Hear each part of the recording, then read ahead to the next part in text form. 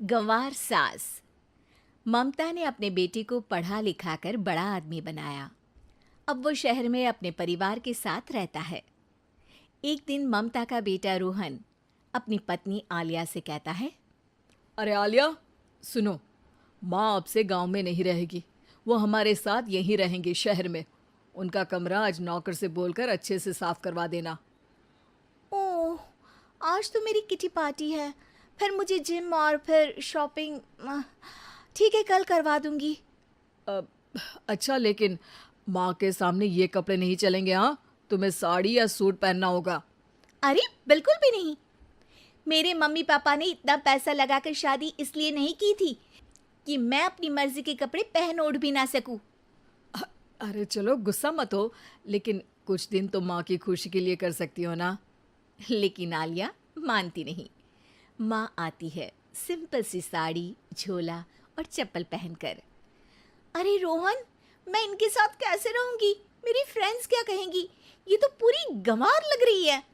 आलिया, माँ गांव में रहती थी इसलिए ऐसी हैं। तुम आज ही माँ के साथ जाकर उनकी पसंद की शॉपिंग करवा देना। इनके साथ घर के अंदर रहना मुश्किल है, बाहर तो मैं कभी भी ना जाऊं। रोहन को आलिया पर गुस्सा आ जाता है। माँ, ओ माँ। हाँ बेटा। वो माँ को ले जाने के लिए उनका हाथ पकड़ता है कि अरे माँ, तेरे हाथ अभी तक इतने कड़े हैं, तूने इसका कोई इलाज नहीं किया? अरे बेटा, इसका कोई इलाज नहीं। वैसे भी मुझे कोई शर्म नहीं कि मेरे हाथ मुलायम नहीं है, क्योंकि इन्हीं हाथों से मेहनत कर मैंने तुझे बनाया है बेटा। अगले दिन। माँ, मैं ऑफिस जा रहा हूँ। कुछ लाना हो तो आलिया को बोलकर फ़ोन करवा देना। रोहन के जाने के बाद, आप ना आज कमरे में ही रहिएगा, घर में पार्टी है, मेरी सहेलियां आ रही हैं, मैं उन लोगों के सामने आपको नहीं ला सकती हूँ। ठीक है बहू, लेकिन तुम कहो तो मैं कुछ खाने को बना दूँ तुम लोगों की पार्टी के लिए। वो लोग सिर्फ कॉन्टिनेंटल या थाई फूड ही खाते हैं। कोई बात नहीं, कभी इंडियन खिलाने वाला कोई मिला नहीं होगा ना। मैं बनाकर कमरे में चली जाऊंगी। जैसे आपकी मर्जी। आलिया के घर उसकी दोस्त आती हैं, पार्टी होती है।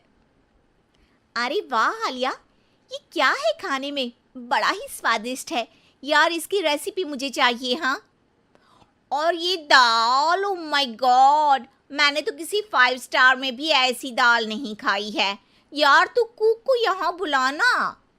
अब आलिया घबरा जाती है। हाँ हाँ हाँ हाँ, क्यों नहीं। माँ जी ज़रा बाहर आइए।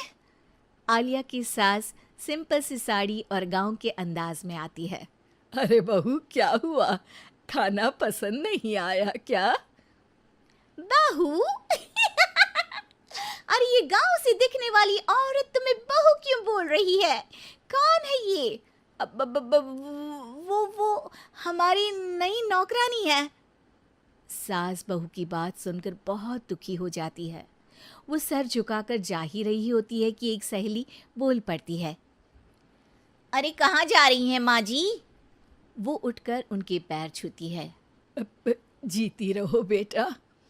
क्या है ना, आपकी शक्ल बिल्कुल मेरी माँ जैसी है। पता है आलिया, मैं शहर पढ़ने आई और फिर शहरी हो गई, लेकिन मेरे माँ पापा तो आज भी गांव में रहते हैं, बिल्कुल इनके जैसे ही हैं। आप यहाँ बैठिए ना आंटी, आप सच में बड़ी खूबसूरत है और आपके हाथ का खाना तो लाजवाब है। काश ये मेरी सास होती। सभी सहेलियां सास को घेर कर बैठ जाती हैं और उनसे खाने की रेसिपी पूछ रही होती है कि तभी घर की बेल बजती है और रोहन आता है। अरे क्या बात है, आज आप लोग हमारे घर में? और ये लोग तो मुझे आलिया से ज़्यादा माँ की सहेलियाँ लग रही हैं। क्या ये आपकी माँ है? लेकिन आलिया ने तो कहा कि ये उनकी नौकरानी है और इन्होंने भी नहीं बताया। वो नहीं बताएंगी, क्योंकि उनके लिए बच्चों की इज्जत और उनकी खुशी सबसे पहले है। मुझे माफ कर दो, मुझे इन्हें तुम लोगों से मिलवाने में शर्म आ रही थी। कि तुम लोग क्या कहती। अरे अब तो हमें शर्म आ रही है कि तुम हम लोगों की सहेली हो। हाँ, जो माँ जैसी सास को नौकरानी बोले वो हमारी सहेली नहीं हो सकती। ये बोलकर सभी वहां से जाने लगती है कि सास बोलती है, आलिया की तरफ से मैं तुम लोगों से माफ़ी मांगती हूँ। उसने जो कहा उसके लिए मैं उसे माफ़ करती हूँ। अब तुम लोग भी उसे माफ़ कर दो, क्योंकि अगर तुम लोगों ने उससे दोस्ती तोड़ी तो फिर मेरे हाथ का खाना कैसे खाओगी?